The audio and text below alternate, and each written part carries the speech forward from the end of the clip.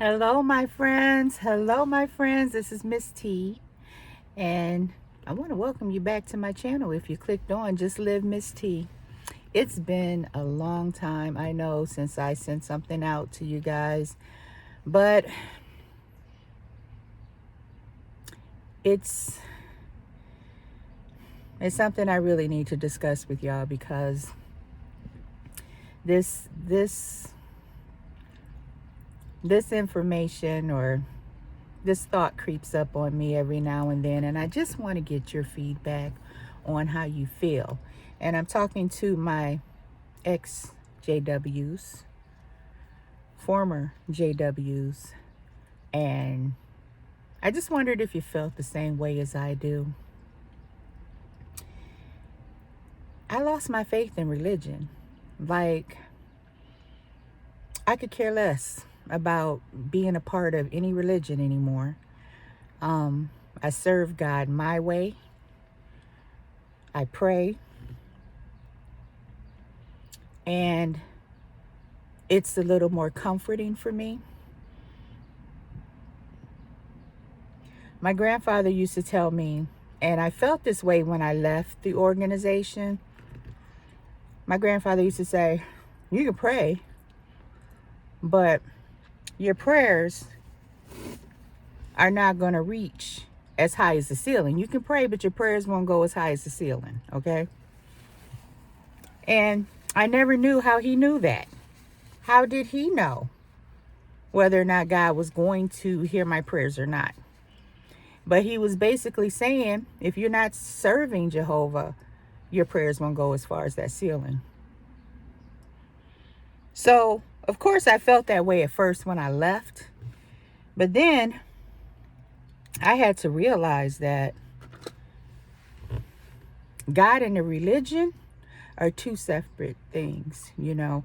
I pretty much grew up knowing only the Jehovah Witness faith, okay? And of course, my mother, when she became an adult, she left it. So we never really attended the meetings with my mom. But there was other people like my grandfather, my great aunt, that I would go to the assemblies with, or they would study the Bible with me. My mom let the brothers and sisters, if they stopped by the house, you know, if they were out ministering or witnessing, she'll have us have Bible studies, you know, but she'll have a Bible study every now and then, but she always made sure we knew about the religion. I'm going to just put it that way. I got baptized when I was 19, but I got a little active in it when I was 17. So 17 is when I really got active in it. As I was younger, I would study. I would go to the meetings. One sister who studied with me for several years, she would pick me up and take me to the meetings and take me to the assemblies, which I enjoyed. It was kind of a release for me because it gave me something to do. It took me away from my household because there can be several toxic things. There were several toxic things going on in my household that as a child, being able to go with other people who were a little kinder and nicer, that was going to the hall and stuff like that, dressing up, going to the hall was more exciting to me. So I didn't mind, you know, going. It gave me something to do. Plus, it gave my brain a rest from the drama that was going on in my household. And, you know, so when I became 17, yeah, I joined the organization. Got baptized when I was 19. Spent most of my 20s trying to be an active participant as much as I could. You know, being that I was single and had to, you know, working part-time, I wasn't making much money or nothing of that sort. I was trying to serve Jehovah and be a faithful servant of Jehovah, and, you know, because I was seeking that paradise. You know, that religion also gave us something to look forward to, living forever on a paradise earth, you know. It gave you something to look forward to. And that's the end goal that we all wanted, to live forever on a paradise earth under Jehovah's rule, you know, where we would be happy, There would be no more sickness, no more death, you know. But when I turned, I'm going to say about 26, I kind of slacked going to the meetings, but I had to start making money. So I had to start working full time because the part-time thing wasn't working for me. You know, I didn't have family to live with. I stayed with my grandfather for a moment, but when I moved on my own, that was a whole different ball game. I had to start making money to take care of myself, okay? Because nobody else was taking care of me. I didn't have family I can just live with and not pay bills, and I can just go out and pioneer and do whatever I want, you know? So that all changed.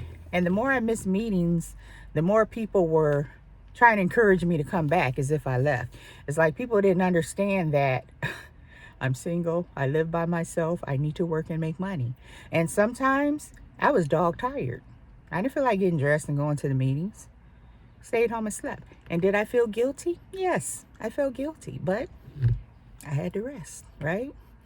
So by the time I turned 29, I'm going to really say 30, in early 2000, like I was slacking 26, 27, 28, 29, kind of slacking on the meetings, you know, but still claiming to be part of the religion.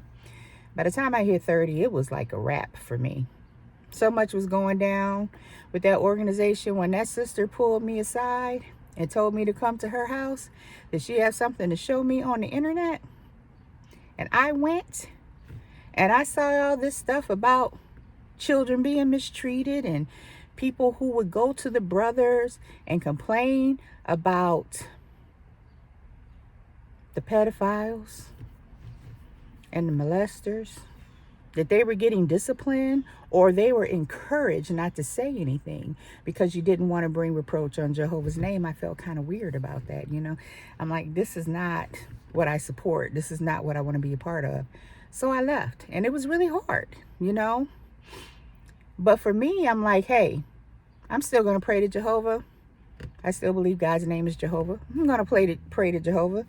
And Jehovah is not the religion, because the religion is going through some things right now. You know, that's not Jehovah. That's people. You know, that has nothing to do with Jehovah. So I'm going to continue to pray. And I always prayed, please have a space for me in your new system. Because I knew I couldn't juggle it all. You know, I can only do so much.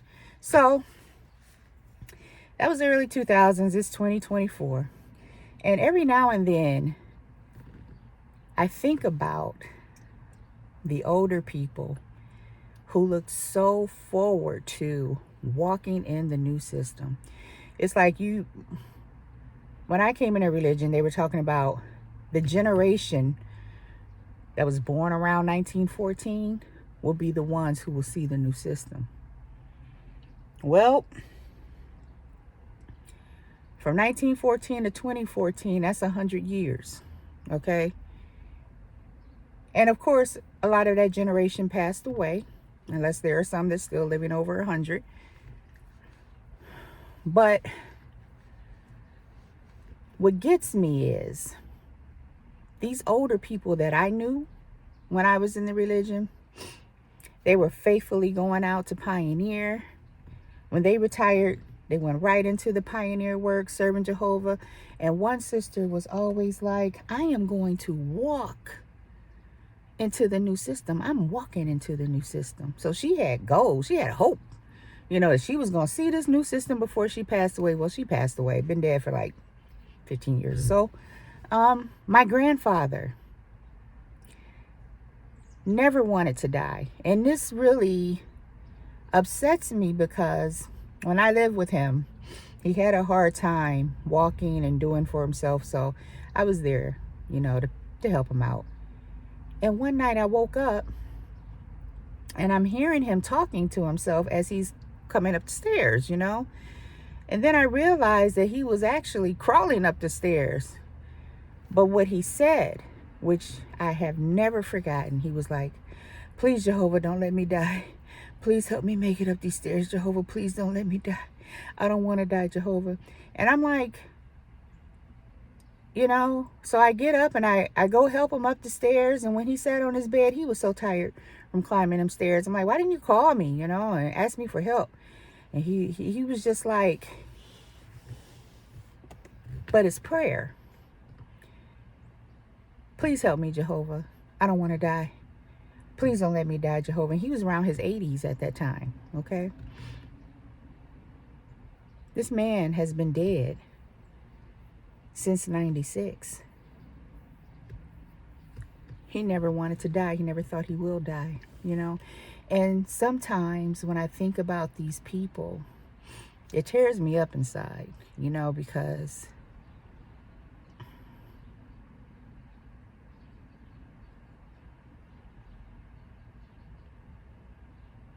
with all the changes that are going on now in the organization, I feel like that generation was fools. They were a bunch of fools that were being played like puppets, okay? In order to keep this religion going, in order to stay faithful in this religion. It had nothing to do with Jehovah, but it had everything to do about the religion and their lies, you know? But they had these people believing, because let me tell you, for those of you who don't know, Jehovah's Witnesses, we have the governing body, the ones that are supposed to be in direct contact with Jesus and God, okay? They're the ones who's going to get the messages from Jehovah and Jesus, and, you know, they tell us, the congregation, they let us know. Like, hey, you're going to be a part of the new system, and it's coming in your generation. And they've prayed, and the Holy Spirit has led and guided them and directed them, and this is what they, this is what they were told, okay? So, of course, we believe them when he says, like, oh, my goodness, you know. If you used to go to assembly and you hear the roaring applause, you know, of all the things that we were promised as Christians, and, you know, that would happen in that generation. And people were just, you know, overjoyed, happy, and excited to have something to look forward to.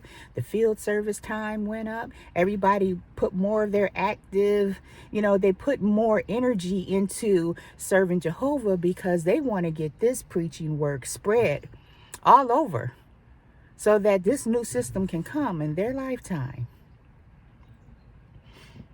And they're dead. You know, that disturbs me. It really disturbs me. And, you know, I always figured if I die, I have, you know, to look forward to a resurrection, you know. But for the generation who was promised that they will see this, they never thought they were going to die, you know. So after that type of lies, after those type of lies and manipulation within the organization, how they just totally misled people.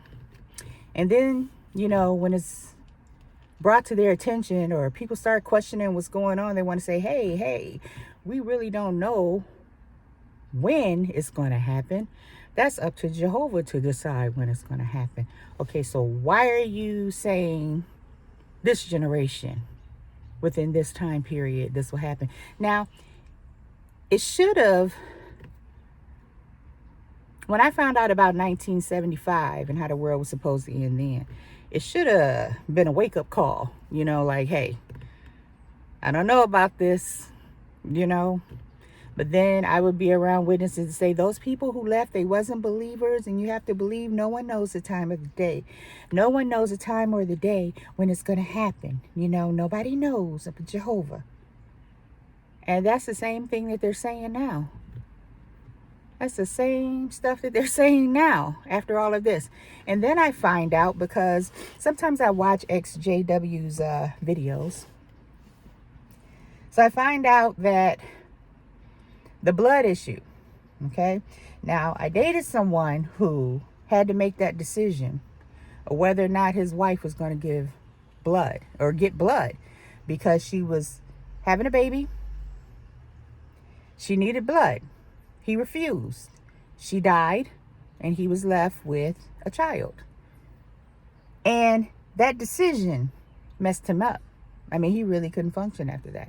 When we dated, he was like, hey, I don't want no children. I'm just letting you know, I don't want no kids. I ain't losing another wife to some, you know, from childbirth.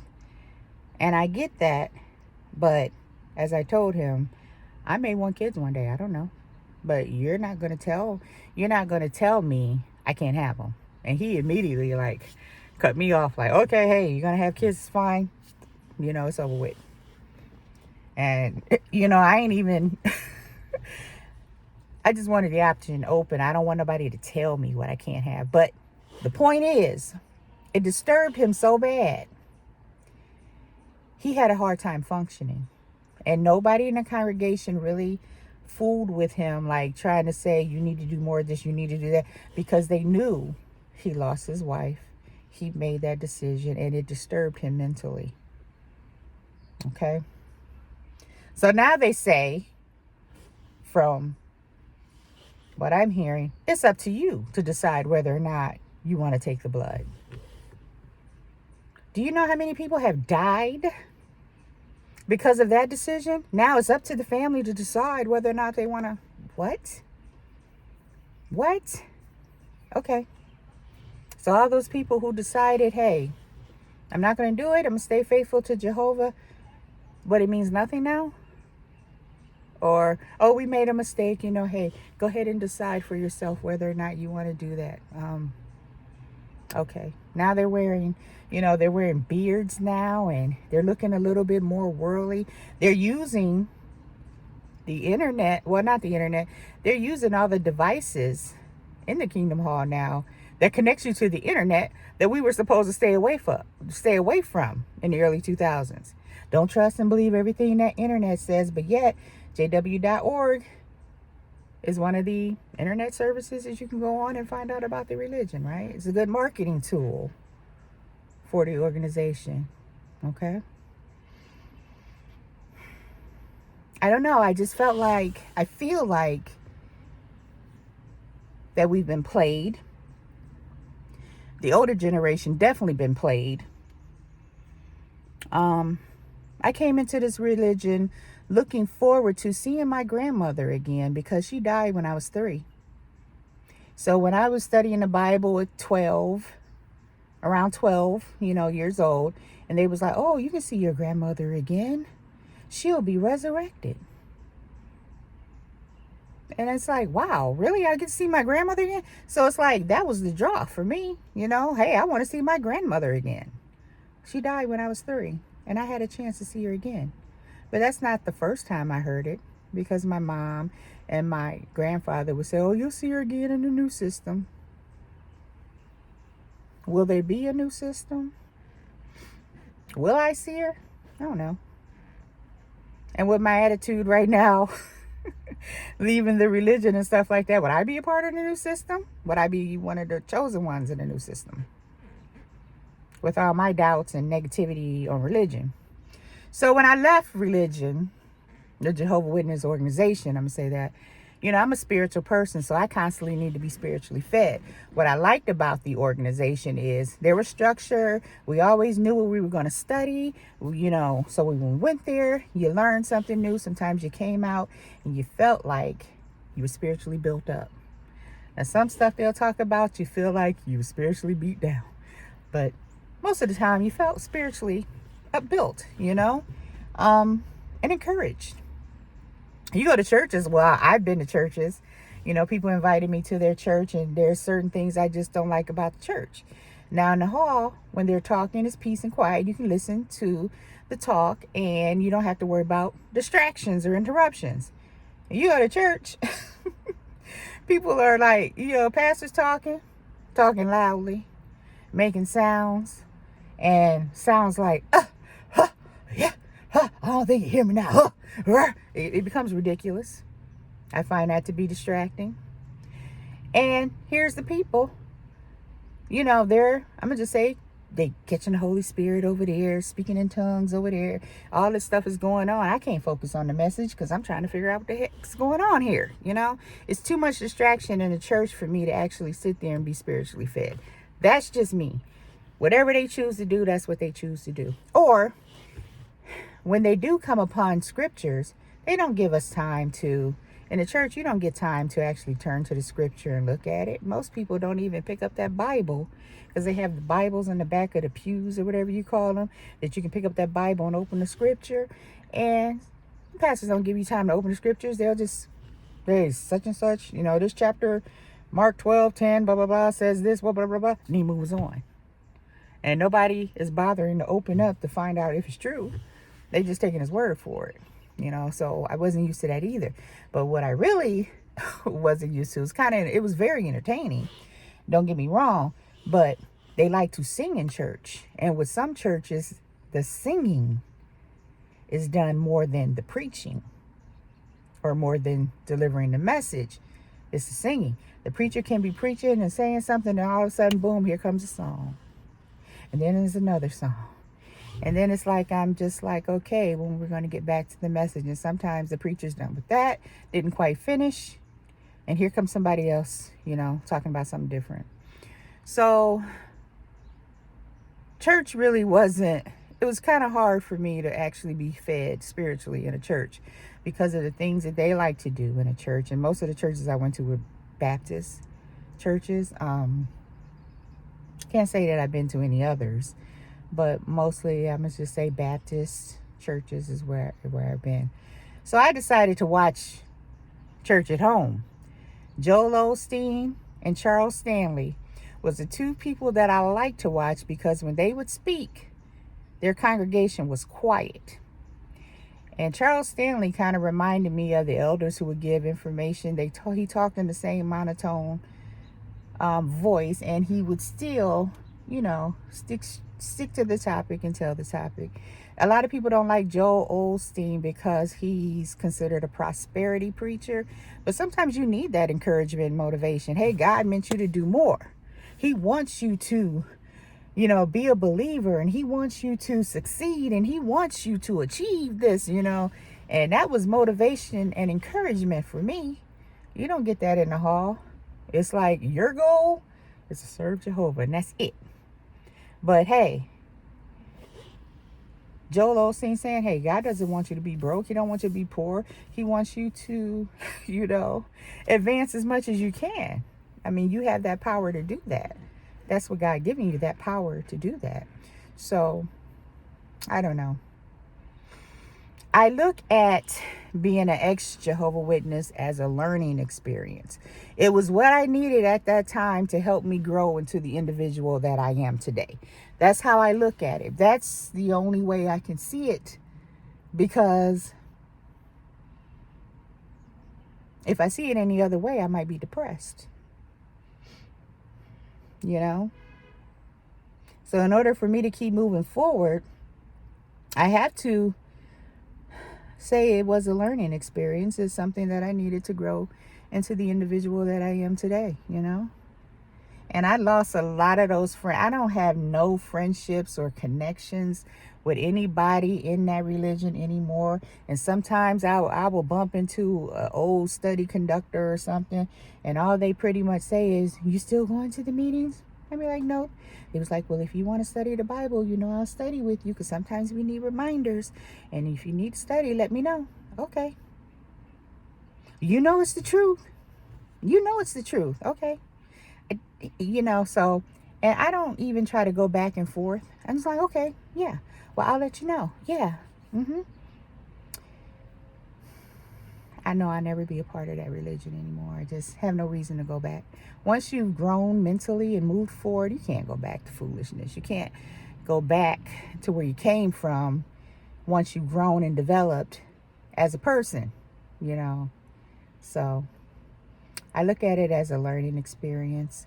If I dwell on some of the things too long, I'll get upset and depressed. Do y'all feel that way? Do you ever feel that way when you leave? Like, my family, immediate family, was not a part of the organization. So I don't have immediate family that's still in the organization. The family I did have in the organization, they've passed away. They were all older and they passed away. So I don't have anybody in that religion that I would love to reach out to and talk to, because we were close family, But my advice to you who are struggling in that area, because I know we all at one point, even though we left, we went back to the meetings because, just to get that, spiritual feeling, just to show Jehovah, hey, we're still, you know, still believe that it's the truth, but not quite going back. We still believe it's the truth. But my advice to you, never stay mad, never dwell on it. We can't help the certain feelings and emotions that creep up on us from time to time, but you're grown as an adult. Look at it as one of life's experiences that you had, and you moved on from that. Okay? You can't make people love you. You can't make people need you. You can't make people do the right thing. So your best bet is to focus on yourself.